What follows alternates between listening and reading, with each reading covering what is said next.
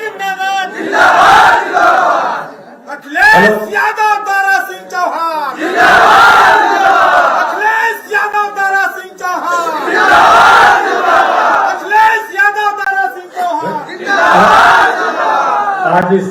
कार्यक्रम के मुख्य अतिथि सामाजिक परिवर्तन के प्रणेता उत्तर प्रदेश के समाजवादी पार्टी के राष्ट्रीय अध्यक्ष और उत्तर प्रदेश के भावी मुख्यमंत्री माननीय अखिलेश यादव जी, हमारे मंच पर मौजूद सूची पहले पढ़ दी गई सभी उत्तर प्रदेश के कोने कोने से आए हुए चौहान समाज और सभी समाज के सम्मानित नेता, मंच पे मौजूद संजय चौहान जी, राजाराम चौहान जी, विधायक आर.के. वर्मा जी, लल्ले यादव जी, चौधरी साहब प्रदेश अध्यक्ष जी और सभी सामने उपस्थित हमारे प्रदेश के कोने कोने से आए हुए सभी साथियों, मीडिया के सभी सम्मानित साथियों, आज मैं सबसे पहले आपके सामने कहना चाहता हूं, पूरे प्रदेश के कोने कोने से बहुत बड़े पैमाने पर लोग सड़कों पे, किसी को लखनऊ के बाहर रोका गया, किसी को लखनऊ के अंदर रोका गया, इस चौराहे को रोका गया, गेट के बाहर पूरी सभी लोग आने नहीं दिया गया। लेकिन आज मैं कहना चाहता हूं कि माननीय अखिलेश यादव जी के नेतृत्व में आज पूरे प्रदेश के सभी पिछड़े समाज के तमाम, मेरे समाज के तो कोई बचा ही नहीं किसी दल में है, सारे पिछड़े समाज के लोग, दूसरे समाज के लोग भारी संख्या में आज समाजवादी पार्टी की सदस्यता ग्रहण कर रहे हैं। साथ में अपनी बात को समेट के रखना चाहूंगा कि आप जानते हैं कि किन परिस्थितियों में जब 17 में भारतीय जनता पार्टी की सरकार बनी थी, ये नारा दिया गया था कि सबका साथ सबका विकास। साथ तो सबका लिया, लेकिन विकास कुछ चंद लोगों का हुआ। इस प्रदेश देश में रहने वाले चंद लोगों का विकास हुआ, बाकी लोगों को उनके हालात पे छोड़ दिया गया। इसलिए मैं कहना चाहता हूं, क्या जिस तरीके से लोग आत्मनिर्भर भारत की बात करते हैं कि आत्मनिर्भर भारत बनेगा, आज गुलाम बनाने की साजिश हो रही है। उनको अनाज दे करके, कुछ छोटे छोटे चीजें दे करके गुलाम बनाने की, हमेशा लालच दे करके जिस तरीके से ठगने की साजिश हो गई है, अब प्रदेश का जो पिछड़ा समाज है ये ठगने वाला नहीं, दलित समाज के लोग अब ठगने वाले नहीं है। मैं कहना चाहता हूं कि साथियों, जिस तरीके से इस प्रदेश का पूरा पिछड़ा समाज, दलित समाज के लोगों ने, वंचित समाज के लोगों ने आज जो सड़कों पे घूम रहा है, नौजवानों पे रोजगार पाने के लिए पूरी तरीके से समर्थन दिया था भारतीय जनता पार्टी का।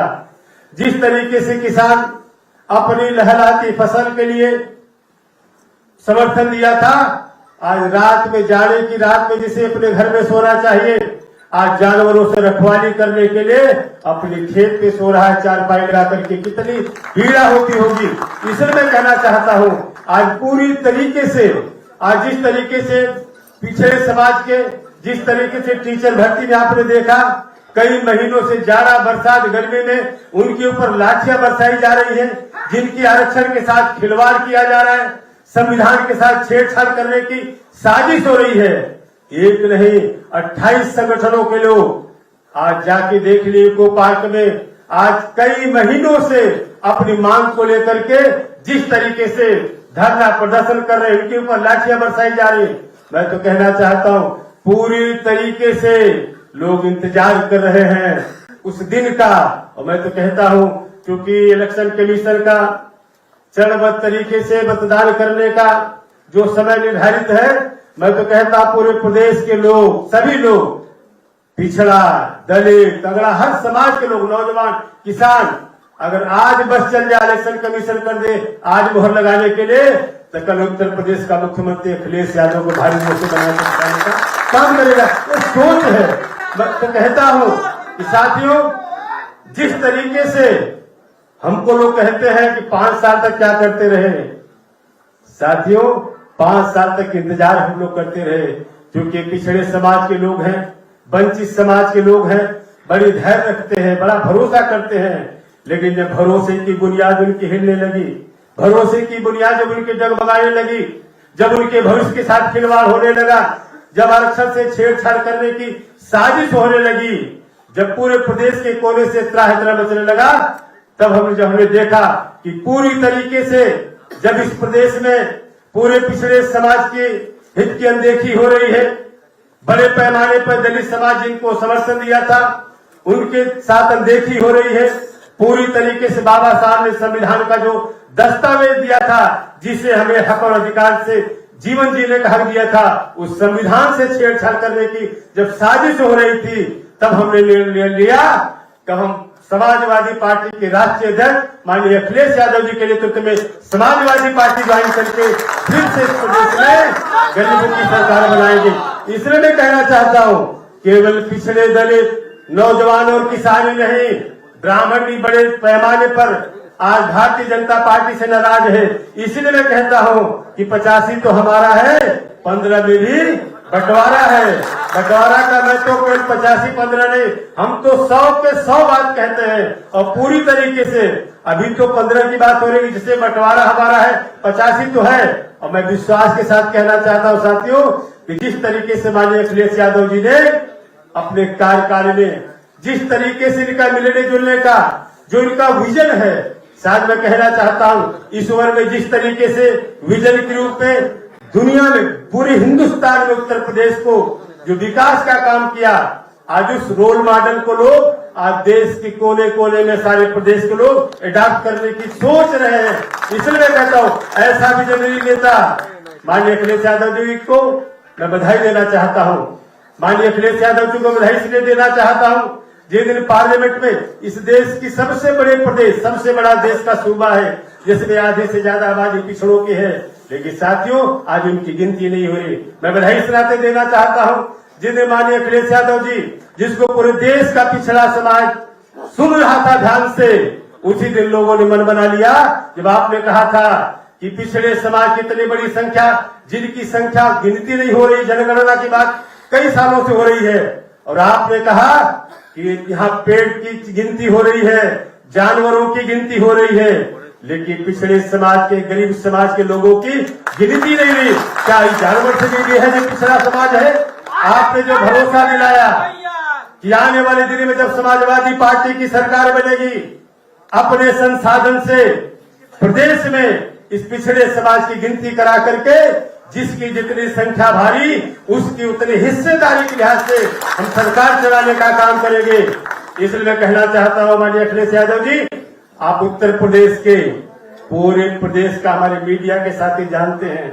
और बहुत लोग छटपटा रहे हैं आज समाजवादी पार्टी के साथ जुड़ने के लिए,